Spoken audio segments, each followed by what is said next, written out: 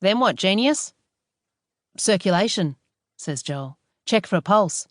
If he had one, I'd draw up some Narcan to counteract the heroin that I'm assuming he shot up, from the look of his gear and the track marks on his arm. Tash crouches next to the dead man and looks at his face. She reaches towards his bare forearm, which is lying palm up on his thigh. Just as she is about to touch his skin, she catches herself and looks up at Giuseppe. Can I? He hesitates for a split second, then says, Sure. But Joel thinks this is more because he wants to see what she'll do than because it's okay. Tash runs her fingers across the skin of the forearm, then gently picks up his arm and pushes the sleeve of the hoodie further up, the black fleece bunching at his bicep. She brushes her fingers over the track marks as if reading a history of addiction in the braille of injection scars. It's not just the coolness or the lack of pulse. It's weird. You can tell there's no blood pumping under the skin. It's inert, like dough or something. Feel it. Joel is torn. It's a dead junkie, for fuck's sake. And he really doesn't want Carl and Giuseppe to think he's a psycho who gets off on touching dead bodies. He knows he only passed the psych test by some quick talking in the final interview, but he doesn't want to leave Tash hanging either. She's the person he likes the most in the class. She has a grin as open and wide as a farmer's and a stride that says she never wears high heels. After a long second, he steps forward and crouches beside her. She's right. The guy's flesh does feel like cool, doughy plastic. Now he's level with the guy's face. Joel can see the eyes. They're open. His lashes are pale, and in the torchlight, his irises are a cool, clear grey. It looks as if the junkie's staring straight at Tash's stomach. The light from the police cars flashing red and blue across the glossy sclera of his eyes. They do look just like they're sleeping. Well, he would if his eyes were closed. As soon as it slips out of his mouth, Joel realises he only wanted to say something, anything, to divert attention from the fact that he's just voluntarily touched a dead junkie. Tash looks at him. It's that blank, even expression he recognises from the faces of girlfriends when he'd said something catastrophically stupid.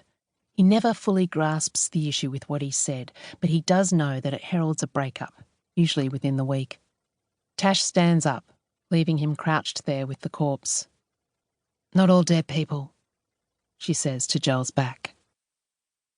Carl wedges himself into the ambulance driver's seat, the steering wheel impinging on his gut's personal space. He twists the ignition far enough to start the heater without the engine turning over.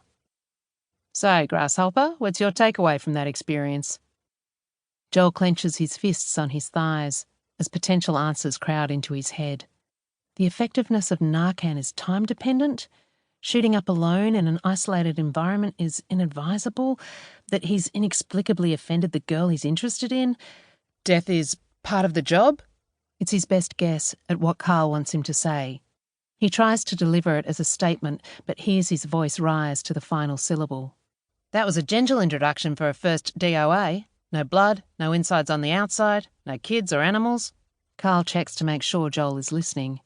It started to drizzle, and the neon of Hindley Street bleeds down the windscreen. People think this job's all about saving lives and being the hero. Sure, that happens, and when it does, you're flying, so make the most of it. But really, everything we do, it's all just delaying the inevitable. We all end up like that kid eventually. All we can hope for is that when it happens, we're in our own bed, preferably in a fug of post-coital bliss. Carl cranks the ignition, and Joel feels the ambulances rumble through his feet. The most important things are pretty simple. Don't kill anyone. If you don't know what to do, always choose the least worst thing, and don't let the job kill you. Joel frowns. You mean how I fucked up back there by forgetting to check the scene for danger? Maybe that's why Tash blanked him. She didn't recognise his attempt to acknowledge her help in the alley. Carl sighs, checks the mirrors and pulls away from the curb, easing the ambulance into the fragile quiet of the 3 a.m. city. No, numbnuts. I mean not letting the job get on top of you. Have someone to talk to. Friends, co-workers, counsellors. Find yourself a partner who's not squeamish. There's no shame in fishing off the company pier. I'm on wife number 3, and if I knew at your age what I know now, I would have gone for an ambo straight off the bat and not ended up fat, depressed and crippled by alimony. Joel shifts.